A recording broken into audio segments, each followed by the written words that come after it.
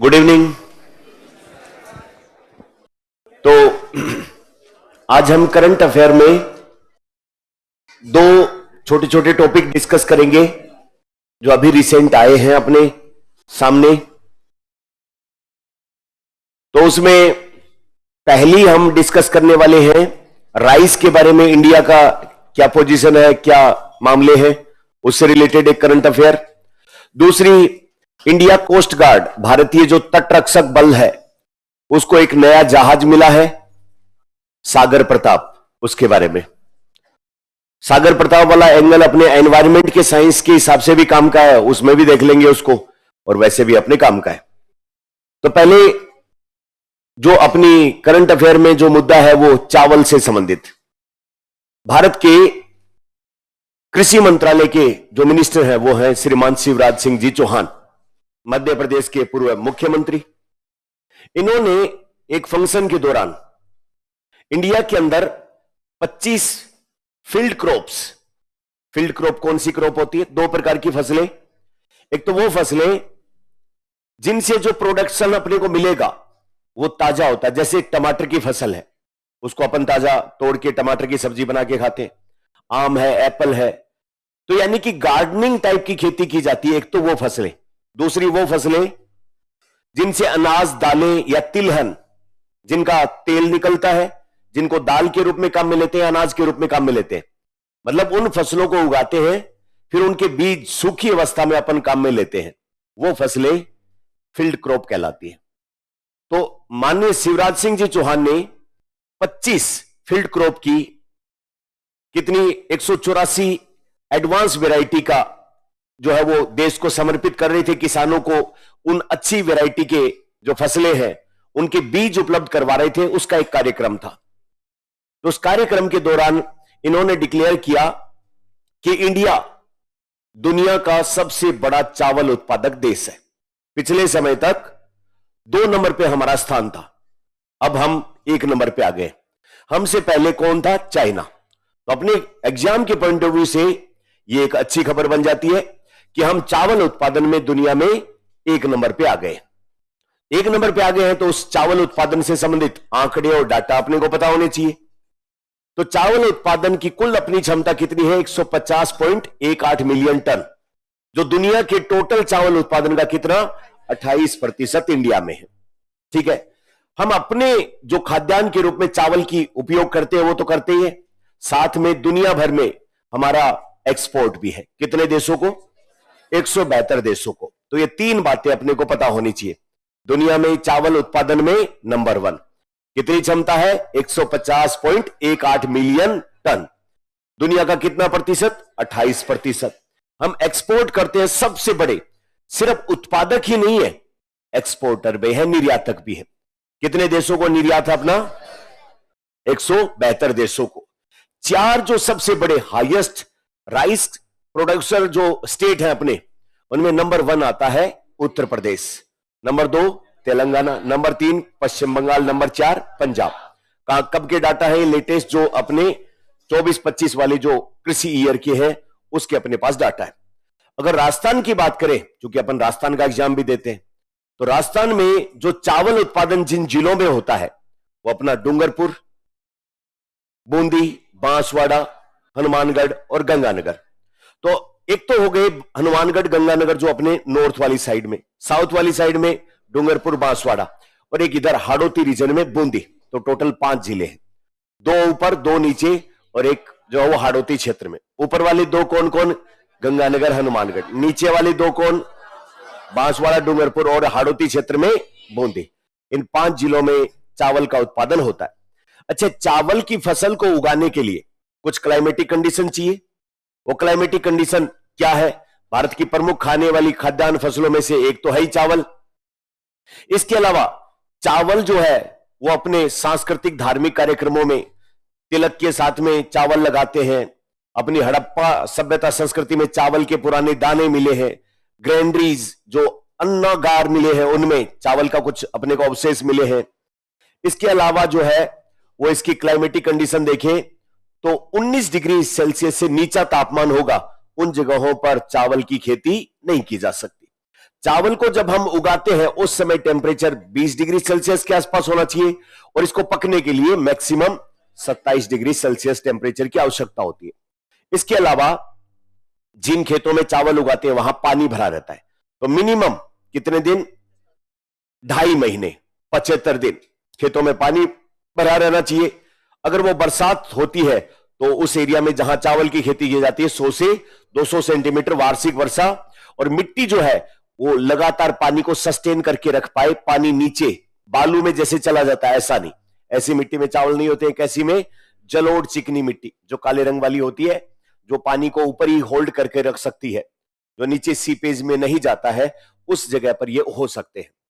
इसके अलावा अगर प्लेन हो, क्योंकि खेत में पानी भरना है और टेढ़ा मेढ़ा खेत हुआ, अपने जैसे वेस्टर्न राजस्थान में टीले धो रहे हैं ऐसी जगह पर नहीं, प्लेन होना चाहिए। या फिर पहाड़ों में करते हैं तो सीडी वाली खेती, यानी कि स्टेप वाइज स्टेप बना के उसमें चावल की खेती करते हैं। एक स्टेप समतल बनाई, उसमें पानी रोका और उसमें फिर उसके नीचे सीढ़ीदार खेती जिसको करना कहते हैं। ये सब तो सामान्य सी बात है। एक तो पहला इसका याद रखना कि नंबर 1 प्रोड्यूसर हो गए, 172 देशों का, दुनिया का 28% प्रोडक्शन, ये सारी बातें अपने को। लेकिन बायोटेक्नोलॉजी के पॉइंट ऑफ व्यू से पिछले दिनों और भी अपने काम की बात आई थी, और वो ये थी। उसके बाद अपन ये इसमें एड ऑन करेंगे। इधर वाला, पहले इधर वाला बॉक्स देते हैं।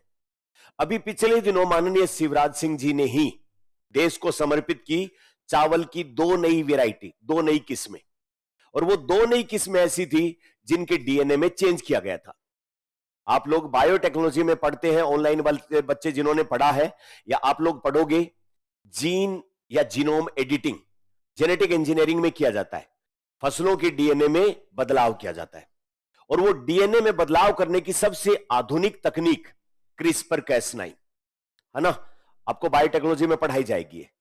क्रिस्पर कैस9 टेक्निक का उपयोग करके भारत के 2 रिसर्च इंस्टीट्यूट, पहले का नाम Indian institute of rice research IIRR, कहां पर है ये, हैदराबाद में। Indian institute of rice research IIRR, ये कहां पर है, हैदराबाद। और दूसरा नाम है IARI, Indian agriculture research institute, कहां पर है ये, नई दिल्ली। इसका नाम है पूसा भी कहते हैं इसको, है ना, पूसा भी कहते हैं। ये जो रिसर्च इंस्टीट्यूट हैं, जो फसलों से संबंधित, खेती से संबंधित, ये रिसर्च इंस्टीट्यूट एक संस्था के अंडर में काम करते हैं, और उस संस्था का नाम है ICAR, Indian council for agriculture research. इस ICAR की देश भर में लैब फैली हुई है। उनमें से 2 महत्वपूर्ण लैब, एक तो हैदराबाद वाली जिसका नाम है Indian institute of rice research, और एक दिल्ली वाली इंडियन एग्रीकल्चर रिसर्च इंस्टीट्यूट। इसके साथ एक ग्लोरिफिकेशन अपने ये भी जुड़ा, डॉक्टर MS स्वामीनाथन, जिनको भारत रत्न दिया गया, वो IARI से जुड़े थे। ये IARI जो है, इसकी स्थापना अंग्रेजों से पहले ही हो गई थी, और बिहार के पूसा नाम के स्थान पर पहले ये थी। क्योंकि इसको बाद में ट्रांसफर कर दिया गया दिल्ली में, तो इसका आधिकारिक नाम तो आज भी IARI है, इंडियन एग्रीकल्चर रिसर्च इंस्टीट्यूट है। पर चूंकि ये शुरुआत में कहां था, बिहार के पूसा नाम के स्थान पर, इसलिए आज भी इसको क्या बोल देते हैं, पूसा कहा जाता है। तो ये दोनों रिसर्च इंस्टीट्यूट किसके अंडर में, ICAR, इसका पूरा नाम Indian council for agriculture research. ये कौन सी मिनिस्ट्री के अंडर में काम करती है, एग्रीकल्चर मिनिस्ट्री अपनी जो है वो कृषि मंत्रालय के अंडर में काम करने वाली एक बड़ी संस्था है। तो इसकी IIRR हैदराबाद ने चावल की एक टेक्निक, चावल की किस्म विकसित की जिसका नाम रखा DRR राइस 100, या इसका लोकल नाम वहां पर कमला रखा गया। और पूसा ने, IRI ने दूसरी विकसित की अपने ही नाम पर, नाम है पूसा DST राइस 1। ये 2 चावल की किस्में विकसित की। इन दोनों की विशेषता यह है कि ये कम पानी की आवश्यकता में ही पक जाती है। इनको मतलब, एक तो चूंकि चावल की जब खेती की जाती है तो पानी बहुत ज्यादा चाहिए, तो इनको एक तो तुलनात्मक रूप से पानी की कम आवश्यकता होती है। दूसरा, अर्ली राइपनिंग, 15 से 20 दिन पहले ही पक जाती है, तो इसका मतलब जल्दी से होगा, मतलब फसल जल्दी तैयार होगी। तीसरा, ड्रोट रेजिस्टेंट, सूखा प्रतिरोधी है।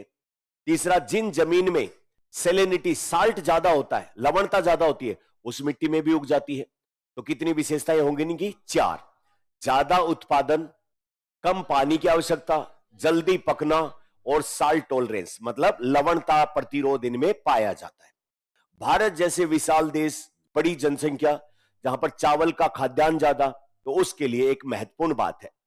अब आपको बायोटेक्नोलॉजी अगर जिन बच्चों ने पढ़ ली है, ऑनलाइन वालों के लिए कह रहा हूं, आपने नहीं पढ़ी है तो हम बायोटेक्नोलॉजी में एक टेक्निक पढ़ेंगे, CRISPR, क्रिस्पर, और Cas9।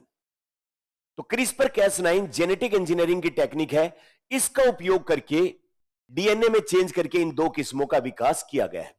तो जो बच्चे ऑनलाइन देख रहे हैं जिन्होंने बायोटेक्नोलॉजी पढ़ ली, वो अपने जेनेटिक इंजीनियरिंग में जो जीएमओ एलएमओ वाला पार्ट है, वहां पर इन दोनों फसलों को अपडेट कर ले। क्योंकि आरपीएससी की ये अप्रोच होती है कि प्रारंभिक परीक्षा में इनके बारे में कोई न कोई सवाल निकाले। क्योंकि पीछे जब पीवाईक्यू आप सोल्व करोगे तो फ्लेवर सेवर टोमेटो का भी सवाल आया हुआ है, बीटी कॉटन का भी सवाल आया हुआ है, गोल्डन राइस का भी सवाल आया हुआ है। तो उसी सीरीज में इन दोनों का सवाल आने के अच्छे चांस है। क्या क्या नाम है? DRR राइस 100 या कमला, किसने तैयार किया? Indian institute of rice research Hyderabad. दूसरी का नाम है पूसा DST राइस 1। दोनों कौन सी टेक्निक से तैयार की है? CRISPR Cas9 gene editing technique से तैयार की है। विशेषताएं, जल्दी पकती है, ज्यादा उत्पादन होता है, कम पानी की जरूरत, सूखा प्रतिरोधी और लवण सहनता का गुण पाया जाता है इसमें। आ गई बात समझ? एक तो ये।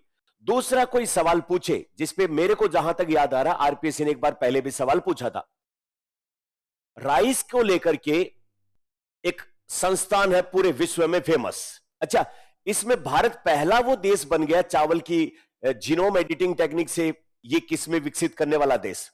तो भारत विश्व का पहला ऐसा देश है जिसने राइस के डीएनए में चेंज करके ऐसी किस्में विकसित की है। तो ये भी एक कीवर्ड है, विश्व का पहला है।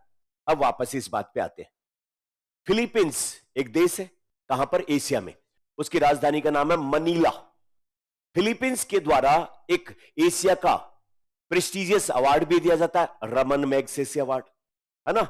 अपने इंडिया के बहुत सारे लोगों को मिला है पर्यावरण में, समाज सेवा में, विभिन्न क्षेत्रों में। उसी फिलीपींस की बात हो रही है। तो फिलीपींस की राजधानी मनीला में चावल का एक अनुसंधान केंद्र है जिसका नाम है IRRI, international rice research institute, जो दुनिया भर में चावल की किस्मों के ऊपर रिसर्च करता है ताकि वैश्विक भुखमरी, कहीं पर भी अनाज की कमी है उसको पूरा किया जा सके, खाद्यान्न की कमी को पूरा किया जा सके। तो इंटरनेशनल राइस रिसर्च इंस्टीट्यूट कहां है? फिलीपींस, मनीला में।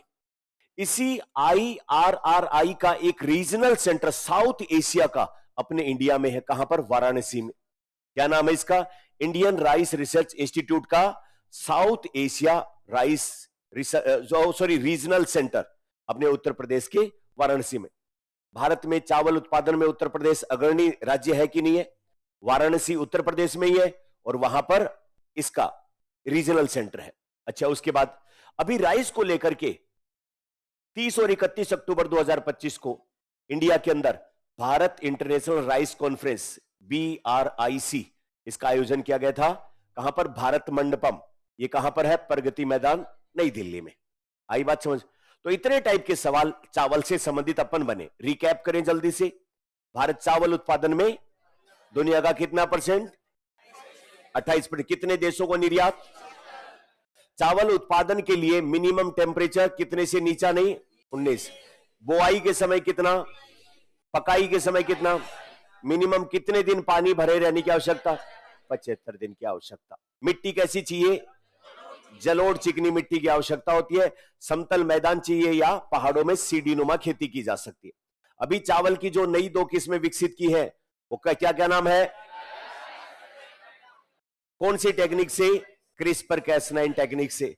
इसका सेपरेट वीडियो भी बनाएंगे अपन। कभी बायोटेक्नोलॉजी का कोई टॉपिक आएगा तो इस टेक्निक का भी थोड़ा एलिब्रेशन अपन कर देंगे उसमें, है ना।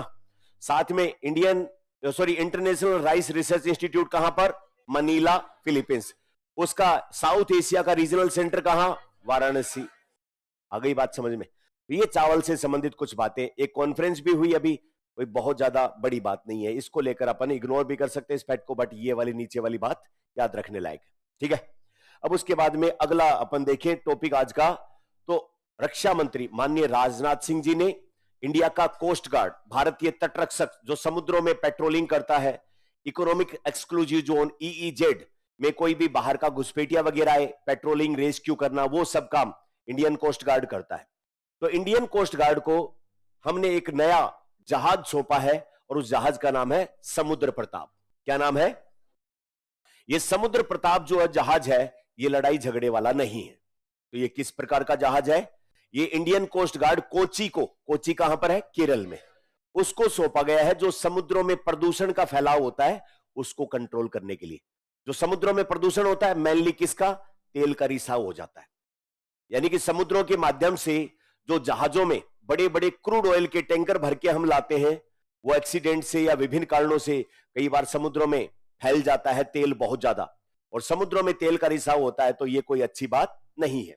उसको कंट्रोल करने के लिए भारतीय कोस्ट गार्ड को एक नया जो है वो जहाज सौंपा गया है, उसका नाम क्या है? समुद्र प्रताप। तो एनवायरमेंट के पॉइंट ऑफ व्यू से ये एक अच्छा क्वेश्चन बन जाता है कि समुद्र प्रताप जो जहाज है उसकी क्या विशेषताएं हैं, किसने बनाया है, क्या काम करेगा, वो सारी बातों को लेकर ये एक सवाल बनता है। तो देखिए इसका डिस्क्रिप्शन क्या है समुद्र प्रताप का। तो देश का पहला, हमने खुद स्वदेशी रूप से डिजाइन किया और प्रदूषण को कंट्रोल करने के लिए बनाया गया है। लड़ाई झगड़े वाला जहाज नहीं है। कौन इसको ऑपरेट करेगा, कौन चलाएगा? अपना भारतीय तटरक्षक बल या इंडियन कोस्ट गार्ड। ऐसे वाले जहाज दो मिलने वाले हैं, उनमें से एक जहाज ये पहला समुद्र प्रताप मिल गया है और इस इंडियन कोस्ट गार्ड के पास अब तक जितने जहाज हैं उनमें सबसे बड़ा है ये। आई बात समझ? दूसरा, इसको बनाया किसने? Goa shipyard limited. हमने एक दिन मैप भी बनाया था कि भारत में जहाज बनाने के कारखाने कहां कहां पर है। इधर कोची वाला देखा था, फिर गोवा वाला, ऊपर गोवा महाराष्ट्र मुंबई से शुरू किया था अपने मजगांव, फिर उसके नीचे अपन ने जो है वो देखा था केरल के अंदर कोची में, फिर उसके नीचे गोवा, ऊपर गोवा में नीचे कोची में देखा था, फिर उधर की साइड में आंध्र प्रदेश विशाखापट्टनम में देखा था, फिर उसके बाद ऊपर अपन ने बंगाल में कोलकाता में देखा था। ऐसा एक मैप बनाया था अपन ने पूरा, जहां जहां भारत में जहाज का निर्माण किया जाता है। तो ये गोवा शिपयार्ड के द्वारा बनाया गया। ये 60% से अधिक अपने कलपुर्जे देश में ही थे। इसमें पोल्यूशन कंट्रोल करने के लिए पार्श्व स्विमिंग आर्म, यानी कि साइड में ये बड़ी बड़ी जो है वो इसके बाजू से निकलेंगे जो पोल्यूशन को कंट्रोल करने के लिए काम में आएंगे। साथ में फ्लोटिंग बूम, फ्लोटिंग का मतलब होता है तैरना, बूम का मतलब एक ऐसा चीज, ऐसा सर्किल सा जो पानी की सरफेस के ऊपर तो होगा ही होगा और पानी के नीचे इसकी ऐसी झालर सी फैल जाएगी जिसको स्कर्ट कहते हैं। तो इस एरिया में अगर तेल फैला है तो इसका तेल का रिसाव बाकी एरिया में फैलने से ये रोकता है। इसको क्या बोलते हैं? Floating boom. सही है। फिर उच्च क्षमता वाले स्कीमर, जैसे तेल फैल गया यहां रोक दिया फ्लोटिंग बूम ने, फिर इस तेल में से पानी को अलग करके वापस से टैंकर में रिस्टोर करने वाले उपकरण का क्या नाम है? स्कीमर। फिर पोर्टेबल बार्ज। पोर्टेबल बार्ज का मतलब यह है कि ये अपने आसपास के एरिया में जो तेल पानी में मिला हुआ और उसकी वजह से यहां की वाइल्ड लाइफ या मरीन लाइफ को नुकसान पहुंच रहा है, उसको सुविधापूर्ण तरीके से इसको फ्लोटिंग जो है वो बूम को स्टेबल रखते हुए तेल को सेपरेट आइसोलेट करने में मदद करने वाला एक उपकरण है। तो कुल मिला के इस जहाज का मूल काम क्या होगा? जो समुद्रों में तेल का रिसाव हो जाता है उसको कंट्रोल करने में मदद करना। ठीक है। इसके अलावा इसके अंदर fire fighting class first, FI का मतलब यहां पर क्या है? Fire fighting. Fire fighting class first, मान लो समुद्रों में तेल का रिसाव हो रहा है किसी जहाज में और उसी टाइम पर आग भी लग गई, तो ये वहां पर तेल के प्रदूषण को कंट्रोल करने के साथ साथ उस दूसरे जहाज में लगी हुई आग को बुझाने वाले उपकरणों से भी लैस है। फायर फाइटिंग भी करेगा ये। साथ में मान लो कि आग बुझाने गए कोई पायरेट वगैरह आ गए या समुद्र में घुसपैठिए हैं, तो उस समय पर अगर इस जहाज पर कोई बंदूक, कोई तोप या कैनन वगैरह नहीं लगी हो तो सामने वाला आके नुकसान पहुंचा सकता है। तो सुरक्षा के दृष्टिकोण से इस पे तोप लगाई हुई है, जिसमें एक तो 30 mm CRN 91 तोप है और दूसरी 12.7 mm की रिमोट कंट्रोल तोप है। इसका मूल उद्देश्य प्रदूषण का नियंत्रण करना, समुद्र में किसी जहाज पर आग लग जाए तो उस जहाज की आग को नियंत्रित करना, समुद्र की सुरक्षा और साथ में पर्यावरण संरक्षण। 2 महिला अधिकारी इस पर तैनात की गई है। कहां पर शामिल करवाया गया है? कोची के अंदर इसको शामिल करवाया गया है। ये इसकी विशेषता है। कुल मिला के याद रखने लायक एग्जाम के दृष्टिकोण से क्या, समुद्र प्रताप क्या है? एक जहाज। किसको मिला? इंडियन कोस्ट गार्ड को। किस दृष्टिकोण से? मरीन पोल्यूशन को कंट्रोल करने के लिए। किस बात का पोल्यूशन? ऑयल स्पिल जो होता है, तेल का रिसाव, उसको कंट्रोल करने के लिए काम में देगा। साथ में रेस्क्यू, पेट्रोलिंग और जो वो उन सब कामों में, फायर फाइटिंग वगैरह के लिए इसको उपयोग में लिया जा सकता है। तो ये इससे संबंधित कुछ बातें अपन ने की। अब सवाल सोल्व करो, पहला और दूसरा दोनों सवाल सोल्व करो। चावल उत्पादन में भारत का कौन सा? फिर दूसरा सवाल सोल्व करो।